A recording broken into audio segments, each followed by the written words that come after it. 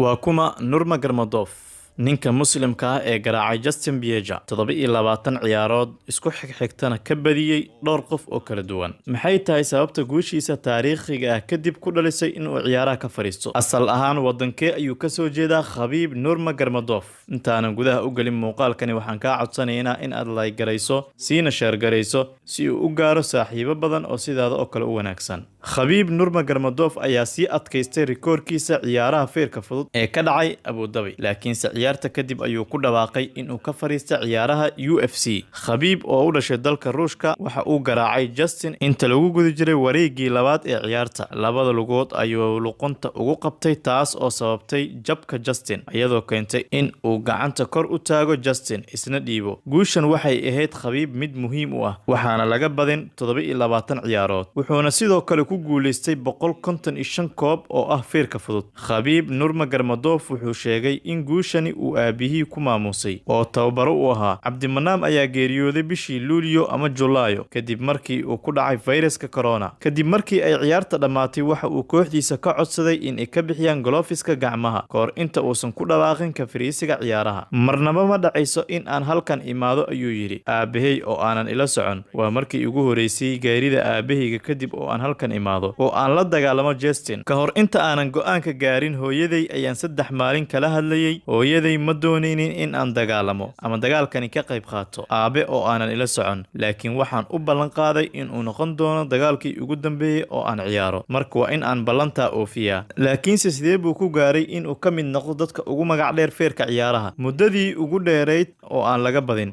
Nurmagomedov waa awood aan la loodin karin markii lagu daro guusha uu ka gaaray MC Grega. Waxa uu ka qayb qaatay 27 dagaal muddo 10 sano ah oo uu ciyaartan ku jiray, waa uuna ku guuleystay. Waa waqtigiisii ugu dheeraa taariikhda qof guul ku noolaado. Taariikhda ciyaaraha MMA si uu taas u gaaro waxaa ka horeeyay marxalado adag oo soo maray. Qofkii ugu horeeyay ee Muslima ee ku guuleystay horyaalka UFC ma ahan kaliya, waana qofkii ugu horeeyay ee Ruushka ee ku guuleystay koobka UFC. Sidoo kale waa qofkii ugu horeeyay ee Muslima ee guushaas gaara. 1988 ayuu ku dhashay Dagestan oo ku taala gobolka waqooyi ee Kazakhstan ee Ruushka ah, wuxuuna qoys ahaan ka soo jeedaa qowmiyadda Avar. Aabihiis Cabdimanaam waa rugcadaan magac ku leh militariga oo baray legdinta, oo ah ciyaar aad loogu ciyaaro gobolkaasi oo la baro ilmaha marka ay soo gaaraan da'da 8 jirka. Cabdulmanaam waxa uu dabaqa hoose ee dhismaha uu ka degnaa waxa uu ka dhigay meel jirka lagu dhiso ama jirdhis lagu sameeyo, wuxuuna Nurmagomedov uu halkaasi ka bilowday in uu halkaasi ka barto xirfadda dagaalka. Taasina waxay ahayd waqti iyo howl dheer uu soo qaatay, taas uu kaga hormaray rag badan. Laakiin wiilkiisa waxa uu muujiyay in uu yahay ninka ugu guusha badan oo ka ciyaara UFC. Aabihiis kama uusan baran legdinta kaligeed, waxa uu ka bartay judo iyo sambo oo ah ciyaaro laga soo minguuriyay militariga Ruushka 1920-meeyadii. Sambo waa kelmad laga soo gaabiyay micnaheedu yahay isdifaacid hub la'aan. Bishii Maars waxa uu garaacay Abel isaga oo jebiyay rikoorkii u yaalay UFC oo muddadii ugu dhaqsiyaha badnaa qof la jebiyo ama ciyaaraha laga saaro. 21 goor ayuu ku guuleystay 27 goor oo uu tartankan ciyaaray. Kadib bishii September waxa uu garaacay Pat Heli oo Mareykan u dhashay, iyada oo guusha lagu siiyay go'aan ay garsoorayaasha dhan ay isku wada raaceen. Dana White oo ah gudoomiyaha UFC ayaa laga hayaa. Wiilkani waa mid xiiso badan, waxyaabo badan ayaan filayaa in aan wada samayn doono. Wiilkan Khabib Nurmagomedov waxa uu sii waday in uu ciyaaro si aanan toos ahayn. Dhaawacyo isxigxigay oo la soo darsay kuwaas oo baajiyay dhowr sano oo ciyaari lahaa, niyad jabna ku beeray. Laakiin mar kale waxa uu dib ugu soo noqday sanadkii 2008. Guushii habeen hore uu gaaray Khabib waxay ahayd mid taariikhi ah. Isagoo murugaysan geeridii aabihiisna ay taabanayso ayuu guul gaaray, taas oo keentay dad badan oo falanqeeya ciyaaraha